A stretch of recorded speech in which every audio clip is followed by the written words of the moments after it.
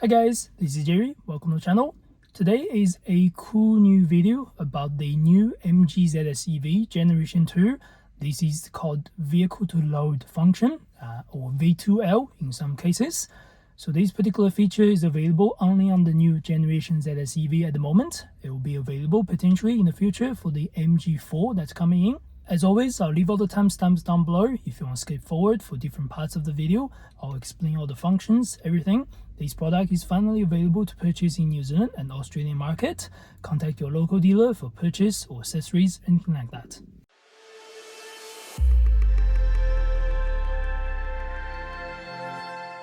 Alright, so this is how the packaging look like when you get the New Zealand standard version. In some other markets, you may find a different sort of cable, different package here and there, but the function will remain the same.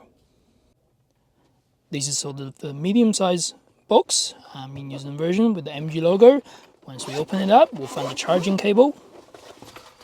So these are the New Zealand charging cable look like. Again, if you're from a different market, they will be looking different with the MG logo, with the charging port.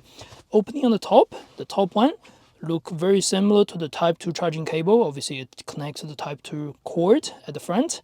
And then on this side, we have the connection, allow you to plug into something. Where in New Zealand, that's a 3-pin like your household socket.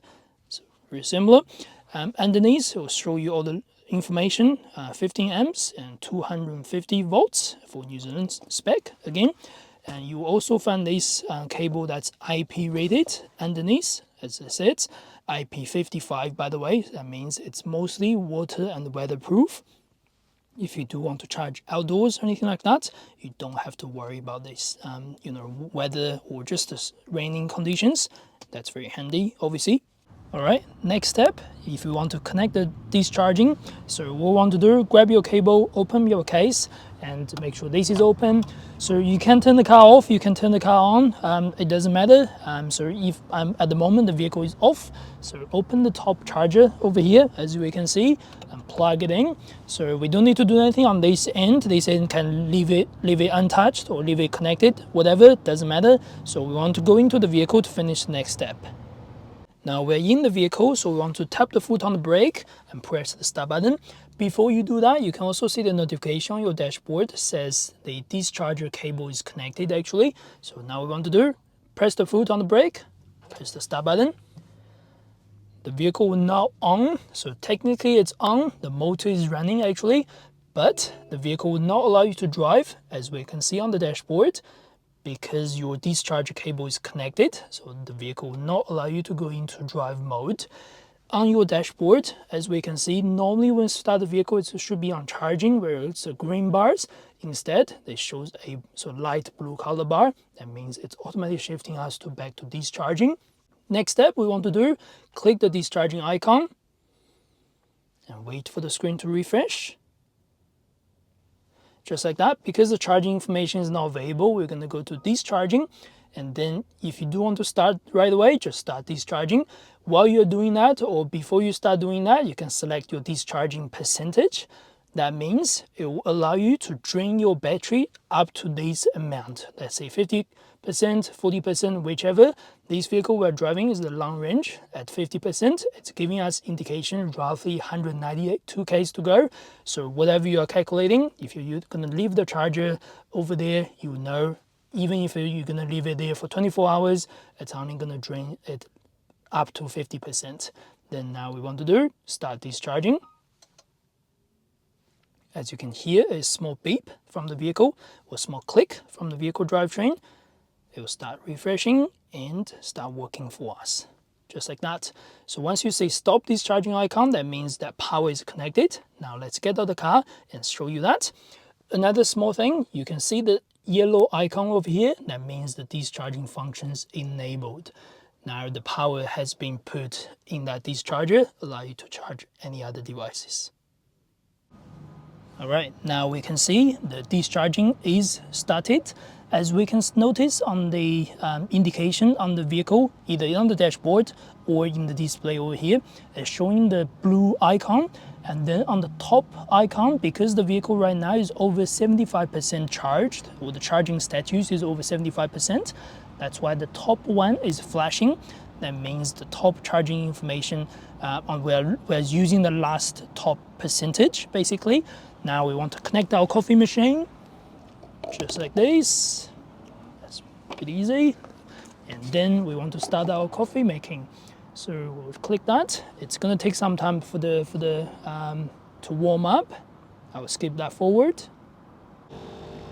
All right, just like that, our fresh cup of coffee is coming using the power from this ZS EV. All right, how cool is that? And apart from the coffee, something for you to know, obviously the charging cable from the New Zealand version is only this short, but you can connect this to an extension if you have something like this, or you can even do an extension board that you have multiple electronic plugs. That's no problem. So as long as the power is okay. So in a lot of online information, it says somewhere between 2.2 kilowatts to 3 kilowatts. So that's the max. So the power output you can get from the ZS EV. Again, this is the New Zealand and Australian version. Additionally, if the charging cable is discharging the vehicle battery using the vehicle to load and it's been confirmed in the vehicle, you won't be able to pull this out. It's locked in, just like when you charge the ZS EV, it will lock in the charging cable as well. So to take the charging cable out, you have to go into the vehicle, start the motor, and do the stop discharge. And I'll show you that later.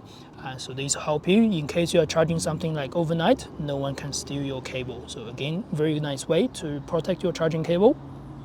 And some small information again, on your MG iSmart app, you won't be able to see whether the vehicle is discharging or not.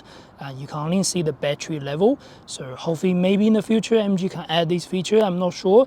But at the moment, you can't do anything to control the discharging on your MG iSmart app. But at least you can know the battery level on your MG iSmart app, even if it's on discharging. Now we're back in the vehicle with the motor now running. So what we want to do, foot on the brake, press the start button to let the motor start running.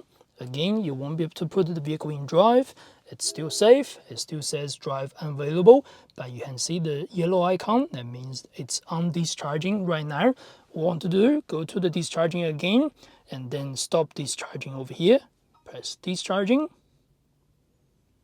Just like that, discharging stopped, and you can see your information. Again, you'll hear a very small ticking noise from somewhere around that. That means discharging is disconnected. You can see there's no yellow icon on the very left. Now we can now stop the vehicle, or we want to just get out of the car without stopping the car. That's totally fine. And we can safely pull this charger out, just like that. Once it's all done, just make sure you put everything back in place and close that. So that's the way how to do the discharging or vehicle to load function on the MG ZS EV. As always, if you're interested in any other MG videos in the future, please make sure you subscribe and like down below. That'll be really helpful for the small channel.